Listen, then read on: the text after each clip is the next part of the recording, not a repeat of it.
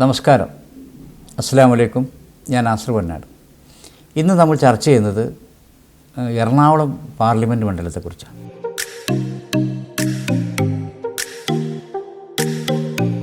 നമ്മൾ ഈ പ്രോഗ്രാം അവതരിപ്പിക്കുന്നത് UAE ഷാർജയിലാണ്. ഷാർജയിലും മിഡിൽ ഈസ്റ്റിലൊക്കെ നല്ല മഴയായിരുന്നു. ഇപ്പോഴും അതിൻ്റെ മഴക്കെടുതികൾ തീർന്നിട്ടില്ല. പല സ്ഥലത്തും വെള്ളക്കെട്ടുകളൊക്കെ ഉണ്ട്. അപ്പോൾ ഈ വെള്ളക്കെട്ടുകളൊക്കെ കണ്ടിങ്ങനെ നിൽക്കുമ്പോൾ എറണാകുളത്ത് എന്തായാലും ഓർമ്മ വരാതിരിക്കില്ല. കേരളത്തിൻ്റെ വ്യവസായ നഗരമായ എറണാകുളം പണ്ടൊരു മഴ വന്നാൽ വെള്ളം കയറി കുളമാകുന്ന യഥാർത്ഥ എറണാകുളമായിരുന്നു. ഇപ്പോൾ ഒരു ചാറ്റൽ മഴയിൽ തന്നെ പുഴയായിട്ടും പെരുമഴയിലാണെങ്കിൽ കടലായി മാറുന്ന അശാസ്ത്രീയമായ നഗരാസൂത്രണത്തിൻ്റെ പ്രതീകമാണ് എറണാകുളം. കഴിഞ്ഞ കോർപ്പറേഷൻ ഭരണസമിതി വെള്ളക്കെട്ടിൻ്റെ പേരിൽ കോടതിയുടെ പോലും നിശിതമായ വിമർശനം ഏൽക്കേണ്ടി വരികയും തൊട്ടടുത്ത തെരഞ്ഞെടുപ്പിൽ ജനവികാരം വോട്ടാക്കി മാറ്റി നേരിയ ഭൂരിപക്ഷത്തിന് ഇടതുമുന്നണി ജയിച്ചു ഭരണം ഏറ്റെടുത്ത് ഇപ്പോൾ ഭരണസിരാകേന്ദ്രം കൂടിയാകെ കൊളായിരിക്കുകയാണ്. എറണാകുളം പട്ടണത്തിലെ മാലിന്യങ്ങൾ സംസ്കരിക്കാൻ കൂട്ടിയിട്ട് മാലിന്യ കൂമ്പാരത്തിൽ വരെ കൈയിട്ട് വാരി സ്വന്തക്കാർക്കും വേണ്ടപ്പെട്ടവർക്കും കരാർ നൽകി ദിവസങ്ങളോളം എറണാകുളത്തെ ഭീതിയിലാഴ്ത്തിയ ബ്രഹ്മപുരത്തെ മാലിന്യ കൂമ്പാരത്തിൽ നിന്ന് തീയും പുകയും പടർന്നു പൊന്തിയപ്പോൾ മാലിന്യത്തെക്കാൾ നാറുന്ന അഴിമതി കഥകളാണ് പുറത്തു വന്നത്. മെട്രോയും കപ്പൽശാലയും നിരവധി വ്യവസായ സംരംഭങ്ങളും IT പാർക്ക് കൊണ്ടും സമ്പന്നമായ എറണാകുളം ജനബാഹുല്യം കൊണ്ട് ടൗൺ പ്ലാനിങ്ങിൻ്റെ അശാസ്ത്രീയത കൊണ്ടും വീർപ്പുമുട്ടുകയാണ്. ഇന്നും എറണാകുളത്തെ ഒരു വലിയ വിഭാഗം ജനങ്ങൾ മലിനജലം കുടിക്കാൻ വിധിക്കപ്പെട്ടവരാണ്. കുടിക്കാൻ വെള്ളമില്ലെങ്കിലും കടിക്കാൻ കൊതുകുകൾക്ക് ഒരു പഞ്ഞവുമില്ലാത്ത എറണാകുളത്തെക്കുറിച്ച് ഇങ്ങനെ വർണ്ണിച്ചു പോയാൽ ക്ഷീരമുള്ളവർ അകിടും ചുവട്ടിലും ചോര തന്നെ കൊതുകിന് കൗതുകമെന്ന കവിത പാടി എന്നെ ട്രോളാൻ നിങ്ങൾ പലരും വരുമെന്ന് എനിക്കറിയാം. കേരളത്തിൽ ന്യൂനപക്ഷം ഭൂരിപക്ഷമായിട്ടുള്ള ഒരു മണ്ഡലമാണ് എറണാകുളം. ഏകദേശം 55% ക്രിസ്തീയ സമുദായം ഈ മണ്ഡലത്തിലുണ്ട്. ഇതുവരെയുള്ള എൻ്റെ ഇലക്ഷൻ വിലയിരുത്തൽ ഒരിടത്ത് ഞാൻ സമുദായത്തിൻ്റെ കണക്ക് പറഞ്ഞിട്ടില്ല. ഒരു ജാതി, ഒരു മതം, ഒരു ദൈവം, മനുഷ്യർക്ക് എന്നൊക്കെ ചൊല്ലിയ ശ്രീനാരായണ ഗുരു സമാധി അടഞ്ഞ തെക്കൻ ജില്ലയിലേക്ക് വരുമ്പോൾ ഇനി മതം മാത്രമല്ല ജാതി തിരിച്ചുള്ള കണക്കുകൾ കൂടി പറയേണ്ടി വരും. ഈ ആധുനിക യുഗത്തിൽ രാഷ്ട്രീയത്തെക്കാൾ ഉപരി ജാതിയും മതവും ഉപജാതിയും നോക്കി സ്ഥാനാർത്ഥികളെ ജയിപ്പിക്കുകയും തോൽപ്പിക്കുകയും ചെയ്യുന്ന പ്രവണത ഏറ്റവും കൂടുതലുള്ളത് തെക്കൻ ജില്ലയിലാണ്. ഇക്കാര്യത്തിൽ ഇടതുപക്ഷവും വലതുപക്ഷവും രണ്ടും ഒന്നിനൊന്ന് വെച്ചാൽ 2019 പാർലമെൻറ്റ് തെരഞ്ഞെടുപ്പിൽ കോൺഗ്രസ് ഒരൊറ്റ മുസ്ലിം സ്ഥാനാർത്ഥിയെ നിർത്താതിരുന്നിട്ടും മുസ്ലിം ന്യൂനപക്ഷ വോട്ടിനു വേണ്ടി സമസ്ത കേന്ദ്രങ്ങളിലും മാളങ്ങളിലൊക്കെ ഓടി നടക്കുന്ന ഇടതുപക്ഷ മുന്നണി മന്ത്രിസഭയിൽ പേരിനൊരു മരുമകൻ മാത്രമുള്ള മന്ത്രിസഭയിലെ ഇഴവര കണക്ക് ഇതുവരെ ആരും ചോദിച്ചിട്ടില്ല. ഉമ്മൻചാണ്ടിയുടെ മന്ത്രിസഭയിൽ 5ാം മുസ്ലിം മന്ത്രി വന്നപ്പോൾ വലതിലും ഇടതിലും പെട്ടവരും BJP വിവാദമായി വന്നപ്പോൾ മുഖ്യമന്ത്രി ഉമ്മൻചാണ്ടി അടക്കമുള്ള മന്ത്രിസഭയിൽ എത്ര ക്രിസ്ത്യാനികളുണ്ട് എന്ന് ആരും ചോദിച്ചില്ല. ഈ 5ാം മന്ത്രിയുടെ ആൾക്കാർ തന്നെയാണ് ഭൂരിപക്ഷ വർഗീയതയല്ല പേടിക്കേണ്ടത്, ന്യൂനപക്ഷ വർഗീയതയാണെന്ന് പറഞ്ഞ് AK ആൻ്റണിയുടെ സമുദായത്തിൽപ്പെട്ട വിരലിൽ എണ്ണാവുന്നവർ മാത്രമുള്ള തിരൂരങ്ങാടിയിൽ നിന്ന് ആൻ്റണിയെ വൻ ഭൂരിപക്ഷത്തിന് ജയിപ്പിച്ച് മുഖ്യമന്ത്രി കസാല ഉറപ്പിച്ചു നിർത്തിയത്. ഞാൻ അപ്പോൾ സൂചിപ്പിച്ചു വന്നത് മലബാറിലുള്ളതിനേക്കാൾ ജാതി ഉപജാതി ഭേദങ്ങൾക്ക് തെക്കൻ ജില്ലയിൽ കൂടുതൽ പരിഗണന കൊടുക്കുന്നുണ്ടെന്ന് എനിക്ക് കുറേ അനുഭവങ്ങളുണ്ട്. എൻ്റെ ഒരു കൂട്ടുകാരൻ, ഞങ്ങളൊരു പത്രം നടത്തിയപ്പോൾ എൻ്റെ കൂടെ വർക്ക് ചെയ്ത ഒരാളുണ്ട്. അദ്ദേഹം എറണാകുളത്തിനടുത്ത് വൈക്കത്തുള്ള ആളാണ്. ഒരു പെരുന്നാൾക്ക് എൻ്റെ വീട്ടിൽ ഞങ്ങളെല്ലാം കൂടി ഇരുന്ന് ഭക്ഷണം കഴിക്കുമ്പോൾ എൻ്റെ തൊട്ടടുത്തിരിക്കുന്നത് എൻ്റെ വീടിൻ്റെ അടുത്തുള്ള ഒരു ഹരിജനായ കുറ്റിക്കുട്ടി എന്ന് പറയുന്ന കുറേ പ്രായമുണ്ട്. അവർ എന്നെ എവിടെ കണ്ടാലും എൻ്റെ പോക്കറ്റ് കൈയിട്ടിട്ട് കാശ് ഇങ്ങനെ എടുത്തിട്ട് ഒരു 10 രൂപ മാത്രം എടുക്കും. അതുപോലെ ഞാനും അവരൊന്ന് തൊട്ട് തലോട്ടിയില്ലെങ്കിൽ അവർക്ക് ഭയങ്കര പരിവാണ്. അപ്പോൾ ഞങ്ങൾ ഒന്നിച്ച് പെരുന്നാൾക്ക് ഈ കക്ഷിക്കും എൻ്റെ കൂടെ ഉണ്ട്, തെക്കൻ ജില്ലയിൽ നിന്ന് വന്ന് പെരുന്നാൾക്ക് ഞങ്ങൾ ഒന്നിച്ചിരുന്ന് ഭക്ഷണം കഴിക്കുമ്പോൾ എൻ്റെ പ്ലേറ്റിൽ നിന്ന് ഈ കുറ്റി ചേച്ചി എന്തോ ഒരു ഇറച്ചിയുടെ കഷ്ണമോ എന്തോ ഒന്ന് എടുക്കുക അങ്ങോട്ട് ഇടുക ചെയ്തപ്പോൾ ഈ എറണാകുളത്തുകാരനെ എൻ്റെ സുഹൃത്ത് പറഞ്ഞു, നാസർക്ക, ഇത് ഞങ്ങൾ തെക്കൻ ജില്ലയിലാണെങ്കിൽ എൻ്റെ അച്ഛൻ ഇടതുപക്ഷ പാർട്ടിയുടെ ഇടതുപക്ഷത്തിലാണോ കോൺഗ്രസ്സിലാണെങ്കിൽ അധ്യാപക യൂണിയൻ്റെ സംസ്ഥാന നേതാവാണ്. എന്നാൽ പോലും അദ്ദേഹം ഇത് കണ്ടാൽ ഹരിജനങ്ങളെ കൂടെ ഞാൻ ഭക്ഷണം കഴിക്കുന്നത് കണ്ടാൽ എന്നെ വഴക്ക് പറയുമായിരുന്നു എന്ന് പറഞ്ഞത് ഇപ്പോഴും എനിക്ക് ഓർമ്മയുണ്ട്. ഈ എറണാകുളം മണ്ഡലത്തിൽ ഒരു തവണ മാത്രമാണ് കത്തോലിക്ക സഭ അംഗമല്ലാത്ത ഒരാൾ ജയിച്ചത്. 1967 CPMൻ്റെ വിശ്വനാഥ മേനോനാണ് ആ ഭാഗ്യവാൻ. അവിഭക്ത കമ്മ്യൂണിസ്റ്റ് പാർട്ടിയുടെ പ്രമുഖ നേതാവായിരുന്ന സുഹൃത്തുക്കൾക്കിടയിൽ അമ്പാട്ട് മേനോൻ എന്നറിയപ്പെട്ടിരുന്ന നായനാർ മന്ത്രിസഭയിലെ ധനകാര്യമന്ത്രിയായി കൂടിയിരുന്ന വിശ്വനാഥ മേനോൻ പിന്നീട് CPM വിട്ട് BJPയിലെത്തി. വർഷങ്ങൾക്ക് മുമ്പ് അദ്ദേഹം മരണപ്പെട്ടു. അതുപോലെ തന്നെ കഴിഞ്ഞ പാർലമെൻറ്റ് തിരഞ്ഞെടുപ്പിൽ എറണാകുളത്ത് BJPയുടെ വോട്ടിംഗ് ശതമാനം 7% നിന്ന് 5% ഇടക്കായിരുന്നു ആവറേജ് BJPയുടെ എറണാകുളത്തെ വോട്ടിംഗ് ശതമാനം. അത് 14 ഉയർത്തിയ മുൻ IAS ഓഫീസറും കേന്ദ്രമന്ത്രിയുമായിരുന്ന അൽഫോൺസ് കണ്ണന്താനവും ഈ ജാതി സമവാക്യങ്ങൾ ഏകോപിപ്പിക്കാൻ വേണ്ടി CPM കണ്ടെത്തി MLA ആക്കി രാഷ്ട്രീയക്കാരനാക്കി BJPയിലെത്തിച്ച ആളാണ്. 2014 KV തോമസിനെ തോൽപ്പിക്കാൻ പാർട്ടിക്കാർക്ക് കേട്ടുകേൾവി പോലും ഇല്ലാത്ത ക്രിസ്റ്റി ഫെർണാണ്ടസിനെ CPM കെട്ടിയിറക്കിയതും ഈ ബാലൻസിങ്ങിൻ്റെ ഭാഗമായിരുന്നു. 7 അസംബ്ലി നിയോജകമണ്ഡലം ഉൾക്കൊള്ളുന്ന എറണാകുളം, തൃക്കാക്കര, തൃപ്പൂണിത്തര, പറവൂർ എന്നീ 4 അസംബ്ലി മണ്ഡലങ്ങൾ UDFും, അതായത് ഈ 921 ഭയങ്കര കുത്തിയൊഴുക്കുണ്ടായപ്പോഴും ഇന്നും എറണാകുളത്തെ ഈ 4 അസംബ്ലി മണ്ഡലങ്ങൾ UDFിൻ്റെ കയ്യിലാണ്. അതുപോലെ തന്നെ കളമശ്ശേരി, കൊച്ചിൻ, വൈപ്പിൻ എന്നീ 3 മണ്ഡലങ്ങൾ LDFുമാണ് ജയിച്ചത്. 16 പാർലമെൻറ്റ് തെരഞ്ഞെടുപ്പിൽ ഒരു തവണ മാത്രമാണ് CPM പാർട്ടി ചിഹ്നത്തിൽ ജയിച്ചത്. 3 തവണ ഇടതുപക്ഷ സ്വതന്ത്ര സ്ഥാനാർത്ഥികളും അവിടുന്ന് ജയിച്ചിട്ടുണ്ട്. ബാക്കി 12 തവണയും ജയിച്ചത് കോൺഗ്രസ്സാണ്. 2009 KV തോമസിനെ വിറപ്പിച്ചത് വലിയ ചർച്ച ചെയ്യപ്പെട്ട മത്സരമായിരുന്നു. KV തോമസ് തോൽക്കുമെന്ന് വിചാരിച്ച അവസാനം 11,790 വോട്ടിൻ്റെ ഭൂരിപക്ഷത്തിന് KV തോമസ് എന്ന പ്രഗത്ഭനെ തളച്ചത് CPMൻ്റെ പെൺകുതിരയായിരുന്ന സിന്ധു ജോയി ആയിരുന്നു.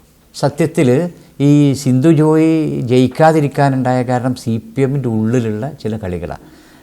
സിന്ധു ജോയിക്കെതിരെ വളരെ മോശമായ അപവാദ പ്രചരണങ്ങളും കുതന്ത്രങ്ങളൊക്കെ മെനഞ്ഞ് അവരെ തോൽപ്പിച്ചത് CPMൻ്റെ നേതൃത്വത്തിലുള്ള ഒരു പ്രമുഖ ഗ്രൂപ്പ് തന്നെയായിരുന്നു.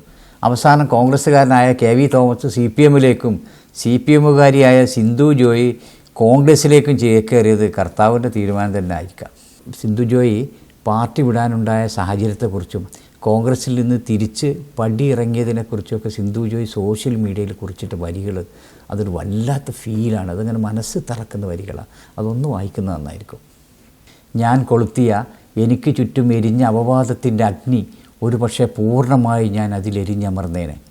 വിഭാഗീയതയുടെ അസുരവിത്തുക്കൾ കരുതിക്കൂട്ടി ഒരുക്കിയ വാരിക്കുഴിയായിരുന്നു ആ നുണക്കഥ. ചെങ്കൊടിയുടെ തണലിൽ നിന്ന് കണ്ണീരോടെ പടിയിറങ്ങാനും കാരണക്കാരായത് ആ നെറികേടിൻ്റെ നേരാങ്ങളമാരാണ്.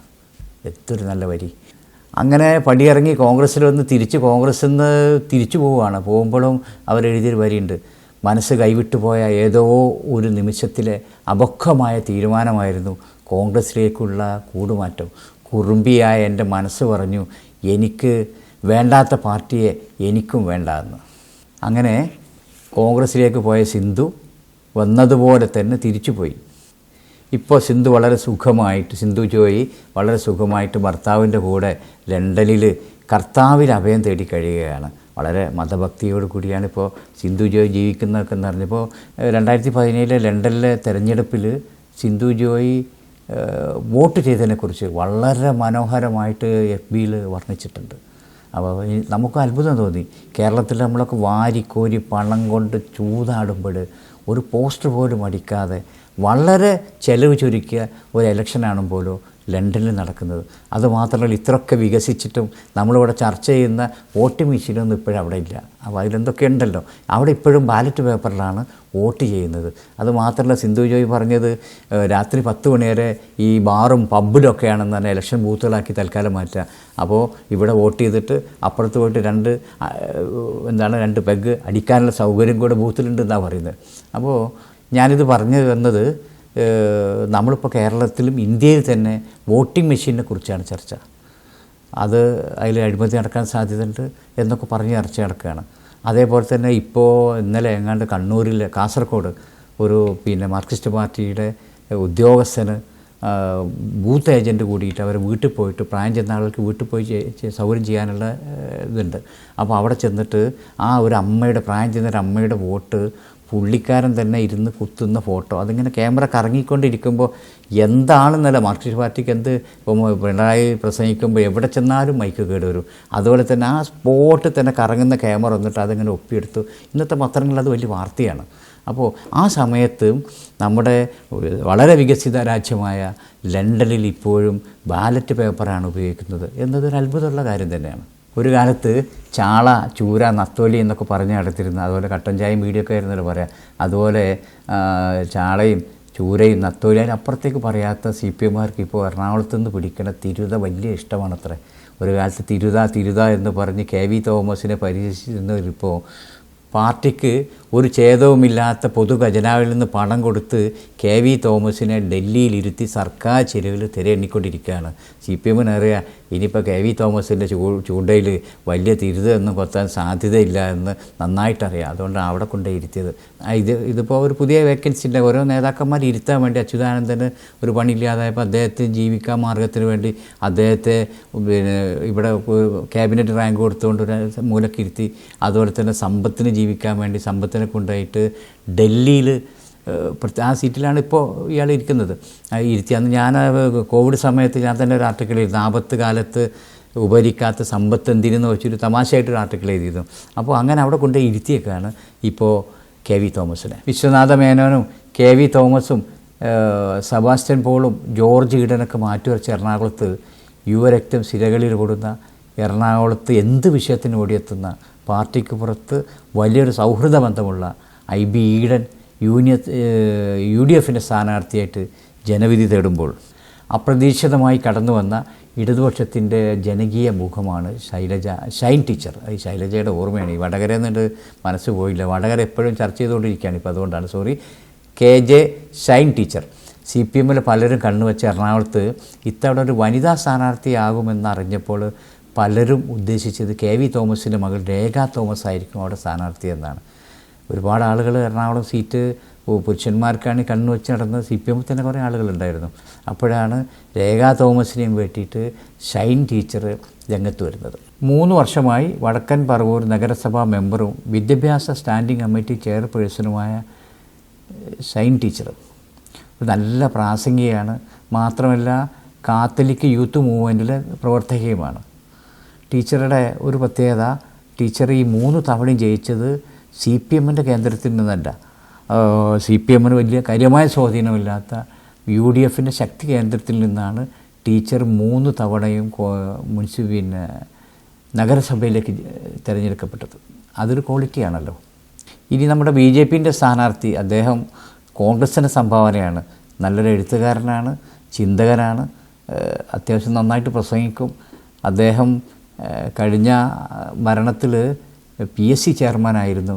അദ്ദേഹമാണ് NDAയുടെ സ്ഥാനാർത്ഥി.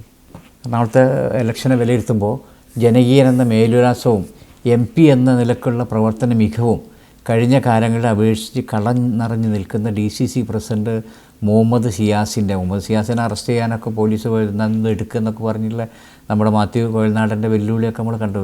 വളരെ സ്ട്രോങ് ആണ് ഇപ്പോൾ അവിടെ. കോൺഗ്രസ്സിൽ സ്ഥിരമായി ഉണ്ടാകുന്ന ഗ്രൂപ്പീസൊന്നും ഇപ്പോൾ കാര്യമായിട്ട് എറണാകുളത്ത് കാണാനില്ല. അതൊക്കെ ഈ പ്രാവശ്യം ഇലക്ഷനിൽ IB ഈഡന് ഗുണം ചെയ്യും. അതുപോലെ തന്നെ കോർപ്പറേഷനിലെ വോട്ടർമാരുടെ പ്രതീക്ഷ തകർത്തുകൊണ്ടുള്ള ഇടതുപക്ഷത്തിൻ്റെ കോർപ്പറേഷൻ ഭരണവും പിണറായിയുടെ ഭരണത്തിനെതിരെയുള്ള ജനവികാരവുമൊക്കെ IB ഈഡന് വോട്ടായി മാറാനുള്ള സാധ്യത കുറച്ചൊന്നുമല്ല ഉള്ളത്. അപ്പുറത്ത് വളരെ ചിരിച്ച മുഖത്തോടു കൂടി ചുറുചുറുക്കോടെ ഓടി നടക്കുന്ന ഉജ്ജ്വല പ്രാസംഗിക കൂടിയായ ടീച്ചർക്ക് എറണാകുളത്തെ സ്ത്രീകളുടെ ഇടയിലേക്ക് ഇറങ്ങിച്ചെന്ന് അവരെ സ്വാധീനിക്കാനുള്ള പ്രത്യേക കഴിവ് തന്നെ ടീച്ചർക്കുണ്ട്. ഈ ഗ്രാമപ്രദേശങ്ങളെ അപേക്ഷിച്ച് മോദിയുടെ ഗ്യാരണ്ടിയും റോഡ് ഷോയും കുറച്ച് നഗര വോട്ടുകളൊക്കെ സ്വാധീനിക്കാൻ BJPയുടെ സ്ഥാനാർത്ഥി കഴിയുമെങ്കിലും അൽഫോൺസ് കണ്ണന്താനത്തേക്കാൾ കൂടുതൽ വോട്ട് പിടിക്കാനുള്ള സാധ്യത എറണാകുളത്ത് കാണുന്നില്ല.